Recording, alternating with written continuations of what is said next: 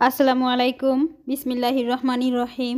ঘরোয়া রান্নাঘরে আজকে একটি ব্যতিক্রমধর্মী রান্না নিয়ে হাজির হলাম। এই রান্নাটা আগে কখনো এভাবে খেয়েছেন কিনা আপনারা সেটা আসলে কমেন্টসে জানাবেন যদি খেয়ে থাকেন।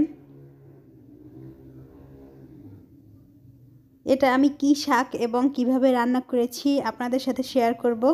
চলুন তাহলে মূল রান্নায় চলে যাই।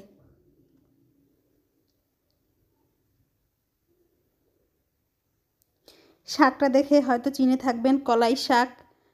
কলাই শাক নিয়েছি আমি এবং কেটে ধুয়ে পানি ঝরিয়ে রেখেছি। আর শাকের কিন্তু একদম কচি অংশটা নিয়েছি, দেখা যাচ্ছে।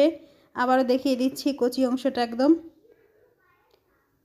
মাথার অংশটা নিতে হবে, বেশি পাতা নেওয়া যাবে না, তাহলে কিন্তু ভালো লাগবে না।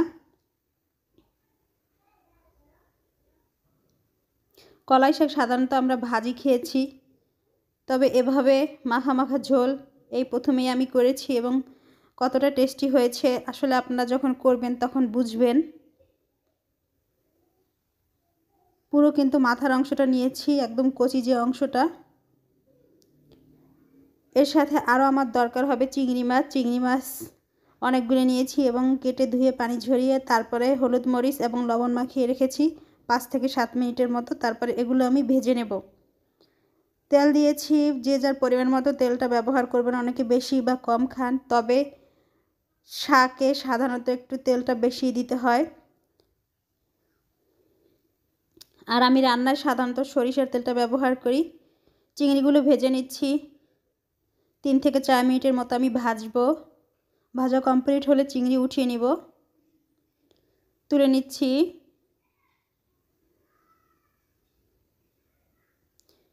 এখন আমি তেলের ভিতরে আর একটু তেল অ্যাড করেছি, যেটা স্কিপ হয়ে গিয়েছে। তার ভিতরে পেঁয়াজ কুচি দিয়েছি আর দিচ্ছি রসুন ছেঁচা। রসুন ছেঁচা দিয়েছি হাফ চা চামচ আর পেঁয়াজ কুচি দিয়েছি আধা কাপ। কাঁচামরিচের ফালি দিয়েছি 7 থেকে 8টা। এবার একটু ভুনে নিচ্ছি।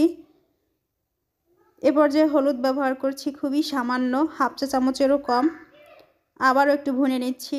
ভোনা কমপ্লিট হয়ে গিয়েছে। এখন আমি এর ভিতরে পানি অ্যাড করব। পানি দিয়েছি, আরও একটু দিব।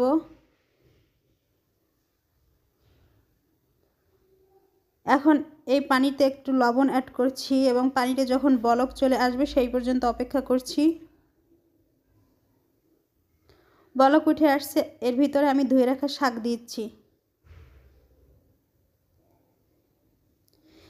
এইভাবে শাক রান্নাটা খুবই কম সময় লাগে এবং কতটা কালারফুল হয় সেটাও দেখা যাবে। অল্প সময়ে কিন্তু রান্নাটা হয়ে যায়। চুলার আঁচ হাই হিটে রেখেছি। একটু উল্টি পাল্টে নিলেই দেখবেন অনেকটা কমে আসছে, নরম হয়ে গিয়েছে। এখন ভাজা চিংড়িগুলো অ্যাড করছি।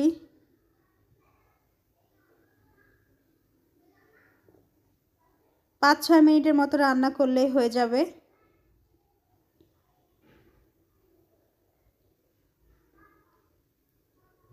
রান্নাটা কিন্তু খুব সহজেই হয় এবং খেতে কিন্তু খুবই টেস্টি।